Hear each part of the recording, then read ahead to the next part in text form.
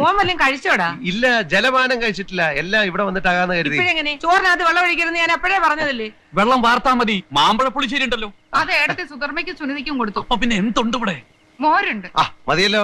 നല്ല മനോഹരമായ മോര് കൂട്ടി ഊണ് കഴിച്ചിട്ട് എത്ര കാലം എടുക്കേണ്ടതിമാരെ. എനിക്കിപ്പോ എന്ത് കഴിച്ചാലും അമൃത.